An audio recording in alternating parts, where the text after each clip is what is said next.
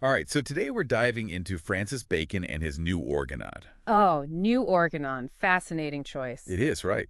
It's a 17th century text, but it's still sparking debate today. Definite. And we're going to see if his ideas hold up, especially under the scrutiny of, well, some pretty big names. Oh, this is where it gets fun. Yeah. So we've got Socrates joining us, the OG skeptic, Always gotta have Socrates. right? And there's Joe Rogan, who I think embodies Bacon's love for experimentation. Oh, yeah, Rogan would be all over this. Right. And then we've got Kanye with his self-proclaimed innovative genius. Okay, Kanye. And then, of course, Nietzsche, always ready to challenge the status quo. Setting up quite the philosophical battle royale here. It is, right.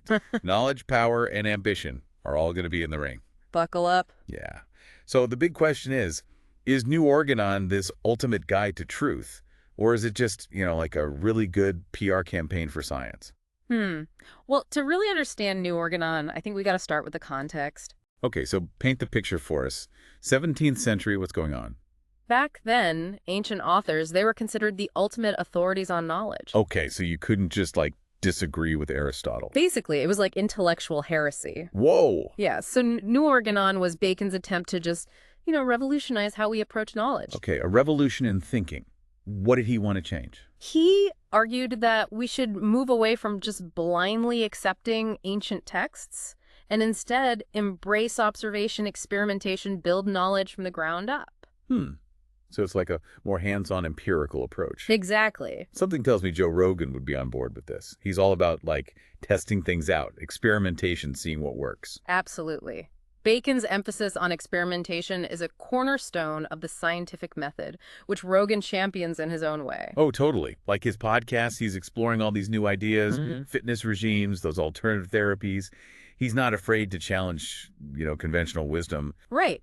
And that's what Bacon was calling for, a more open-minded and inquisitive approach to knowledge. Ditch the dogma. Let's put it to the test, Right? whether it's testing medicines or finding the perfect coffee brew. Precisely. Bacon's ideas, they laid the groundwork for what we now call science, that systematic investigation of the world. So we're not just taking ancient texts as gospel anymore. Mhm. We're out there observing, experimenting, getting our hands dirty. Right. We're shifting from authority to action. Gotcha. But I can already hear Socrates chiming in. Hold on a second. Is seeing really believing? Ah, good old Socrates. Always with the tough questions. Right. Because our senses can be tricked. Illusions, right. You're hitting on a potential tension in Bacon's philosophy. Okay, lay it on me. He puts a lot of emphasis on the senses, right? Gathering data through observation. But as Socrates would point out, our senses can be fooled. It's true, like those optical illusions that mess with your perception. Exactly. They demonstrate how easily our perception can be distorted. And it's not just illusions. What about biases? Yeah. They influence how we see things too, right? Absolutely. Our experiences, our beliefs, our cultural background, they all color our perception. So even though observation is key, it's not this perfect window to reality. You got it. What you see depends on where you stand, literally and figuratively. Okay, so now I can see Kanye strutting into this conversation, ready to declare himself the ultimate Baconian innovator. Oh, absolutely. Disrupting industries, pushing those boundaries, that's Kanye's whole persona. And it fits with Bacon's idea that knowledge isn't just about accumulating facts. It's about using those facts to create something new. Exactly. Innovation, improvement, that was Bacon's vision. But is Kanye really living up to that vision? Is all innovation good? Those are questions we can get into later. Definitely worth exploring. But before we go down that road, I can almost hear Nietzsche getting ready to drop some serious philosophical truth bomb. Oh, here comes the critique. Nietzsche wouldn't let this knowledge for the betterment of humanity thing go unchallenged, would he? Nope. Remember, Bacon saw knowledge as this tool for the state, a way to improve society. Right, for the good of the masses. Exactly.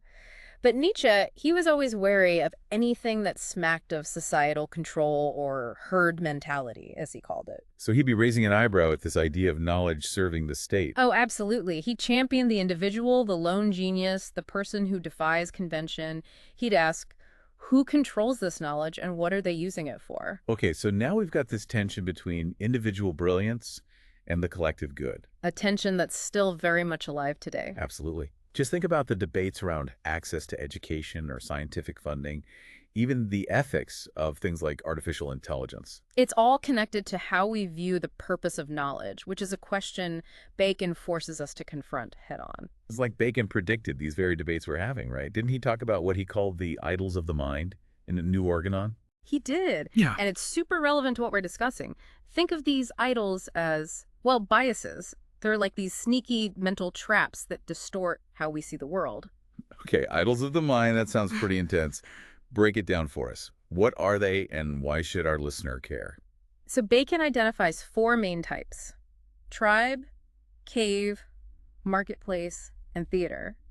Each one represents a different way we can trip up in our thinking, even when we think we're being objective. Okay, I'm intrigued. Give us the rundown. All right, so the idols of the tribe, those are the ones we're all susceptible to just by being human. It's like our tendency to see patterns where none exist, to project our own desires onto the world, or rely too heavily on our senses, even when they can be deceiving. So it's like our brains are wired to make connections, even if those connections aren't really there. Exactly. We're storytelling creatures, always trying to make sense of things, even if it means, seeing a face in the clouds or blipping a black cat for bad luck. Yeah, those good old superstitions. Exactly. Now, the idols of the cave, those are a bit more personal. They're the biases that come from our individual upbringing, experiences, the cave we grew up in, so to speak. So what seems like common sense to me might be totally alien to someone else because of their background. Precisely. Our cave shapes our perceptions. It's like why some people love spicy food and others can't handle it. Our experiences make us who we are. That makes sense. Okay, what about those marketplace idols?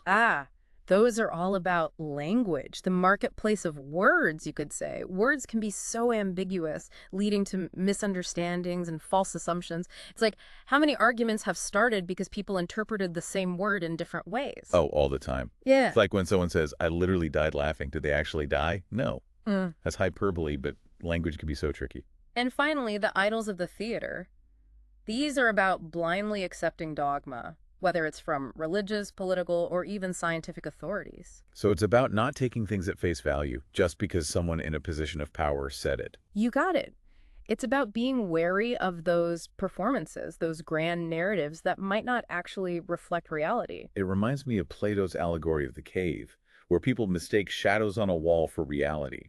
They're trapped in this theater of illusions until someone escapes and sees the real world. Exactly. Bacon's warning us about those shadows, those prepackaged systems of thought that we might accept without question. Okay, so Bacon lays out these idols, these potential pitfalls in our thinking.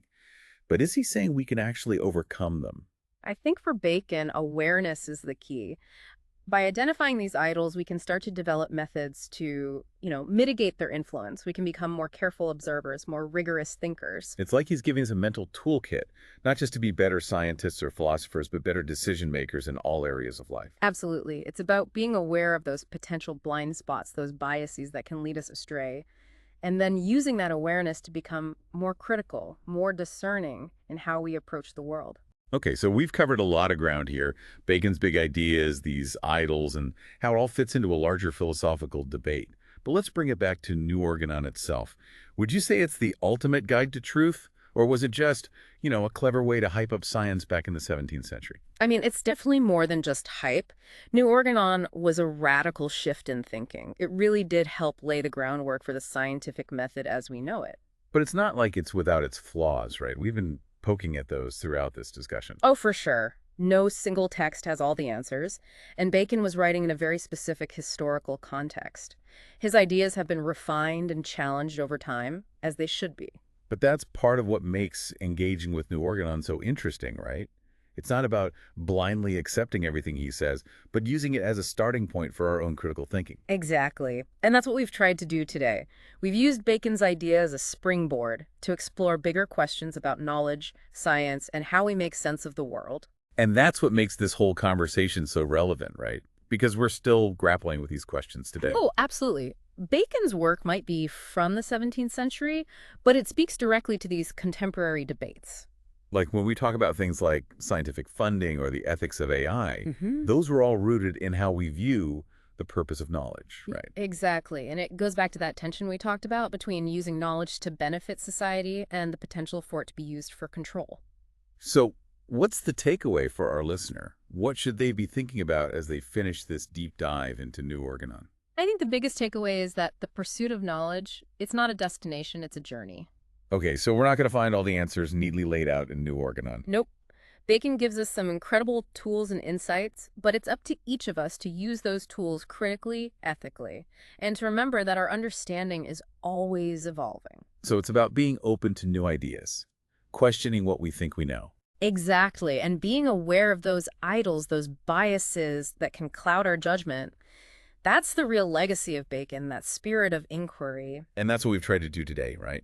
Not just regurgitate what Bacon said, but use his ideas to spark a deeper conversation. Exactly. A conversation about the nature of knowledge, the role of science in our lives, and the potential for both progress and, well, maybe some unintended consequences. Because ultimately, understanding the world around us, that's a pretty important goal, wouldn't you say? It's a goal worth striving for, even if it means questioning everything, being uncomfortable, and embracing the fact that we might never have all the answers. And on that note, I think we've reached the end of our deep dive. Thanks for joining us on this exploration of Francis Bacon's New Organon. It's been a pleasure. Keep those minds curious, and we'll catch you next time.